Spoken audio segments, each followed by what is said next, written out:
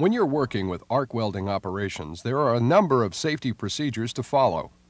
Each company is responsible for developing specific guidelines, policies, and procedures, as a short video training program cannot list all potential hazards or safety elements.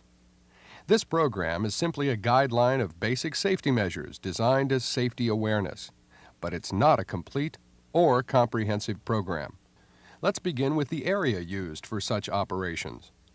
The welding area must be protected against fire hazards posed by combustible and flammable materials. Combustibles must be located at least 35 feet from the work site. If this is not possible, combustibles must be protected with flame-proof covers or metal or other fireproof shielding. Floors on which combustible materials such as paper clippings, wood shavings, or textile fibers accumulate must be swept clean for a radius of 35 feet. Keep in mind that welding temperatures are extremely high, and welding on metal can create heat transfer from the metal part to combustible materials located nearby. Welding operations have caused a high number of major fires.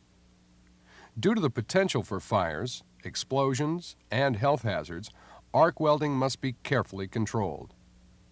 Never weld in the presence of mixtures of flammable gases, vapors, liquids, or dusts with air, or inside improperly cleaned tanks or equipment which have previously contained such material. Never weld near large quantities of exposed, readily ignitable materials such as bulk sulfur, baled paper, or cotton. Never weld near vapor degreasing operations or spray booths due to potential fire hazards. Some chemicals can decompose under the ultraviolet radiation of the welding operation and become quite dangerous. Always weld only in those areas authorized by management. Protection in the form of curtains or enclosures is required when other persons could be harmed by the effects of the flying slag or eye hazards. All arc welding equipment must be designed to operate in the gases, dust and light rays produced by the welding arc. Under unusual environmental conditions, such as the presence of corrosive fumes, steam, or excessive humidity, oil vapors, inclement weather, or seacoast or shipboard operations, special safety features may be required. Remember to follow all printed rules and operating instructions supplied by the manufacturer. Don't operate arc welders in wet environments, and dry all machines and equipment that have become wet before attempting to weld. Before drying wet equipment, make sure you disconnect the primary power first. When making connections and cabling, spread out coiled welding cable prior to use and check weld lead cables for damaged insulation and work lead cables for exposed conductors. Replace all weld leads spliced within 10 feet of the holder. Check electrode holders for loose or exposed connections to reduce the shock hazard. Check for leaks in gas hoses if metal inert gas welding process is used. Do not coil or loop electrode cable around parts of your body. Grounding is critical, so check to ensure that the welding machine frame is grounded, with special attention to ground connections. Do not ground to pipelines carrying gases or flammable liquids, or conduits carrying electrical conductors. If floor surfaces have been wetted down, special precautions must be taken against electrical shock. Do not ground to a building structure remote from the weld. If the process being used requires open circuit or no load voltages higher than the voltages indicated in the graphic shown, adequate insulation must be provided to prevent shock. For AC welding under wet conditions, such as where perspiration is a problem, a reliable automatic control should be used to reduce the no-load voltage. This will prevent shock. Do not change the polarity switch when the machine is under load. The arcing due to high current can burn the switch contact surface or cause serious burns to the welder. Check to see that the welding machine has a power disconnect switch. This allows immediate shutdown in case of an emergency. A machine should not be used unless it has such a switch. During normal operation, store electrode holders where they cannot make electrical contact with personnel, conducting objects, fuels, or compressed gas tanks. When no welding is to be done for any substantial period of time, such as lunch or overnight, all electrodes must be removed from holders and the machine disconnected from the power source. Never strike an arc on a compressed gas cylinder. Keep electrodes, electrode holders, and any other live parts away from gas cylinders. Naturally, the material you're welding must be approved for such use. No welding should be performed on used drums, barrels, tanks, or other containers until they have been cleaned thoroughly, eliminating all flammable materials and all substances such as greases, tars or acids which might produce flammable or toxic vapors when heated. Use a cleansing agent appropriate for the gas or liquid which was in the container. Clean the container a second time with either water or steam.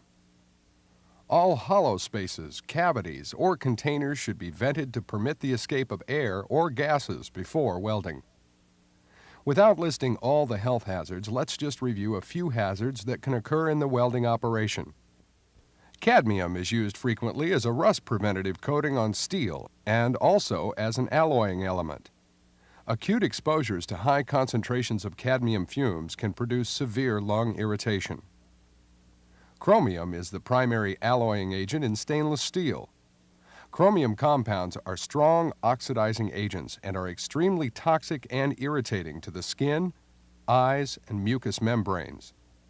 Although welding under normal operations would not be expected to produce hazardous concentrations of chromium compounds, welding of stainless steel should be carried out in well-ventilated areas. Chlorinated hydrocarbon solvents are used in degreasing or other cleaning operations. The vapors of these solvents are a concern in welding because the heat and ultraviolet radiation from the arc will decompose the vapors and form highly toxic and irritating phosgene gas which can destroy lung tissue. Zinc is used in large quantities in the manufacture of brass, galvanized metals, and various other alloys. Exposure to these fumes is known to cause metal fume fever with symptoms similar to those of common influenza. The most effective measure of reducing exposure to fumes is to work in a well-ventilated area. Where this is not possible, portable ventilation systems can be used to extract welding fumes from your breathing zone. Some of the physical agents that can be harmful to welders is ultraviolet radiation when using arc welding. Skin exposure to ultraviolet radiation can result in severe burns. UV radiation can also damage the lens of the eye. Infrared radiation produced by the electric arc and other flame-cutting equipment may heat the skin surface and the tissues immediately below the skin surface. Use protective clothing to prevent this type of hazard.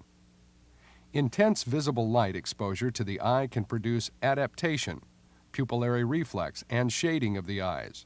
Such actions are protective mechanisms to prevent excessive light from being focused on the retina. This is particularly true in arc welding operations.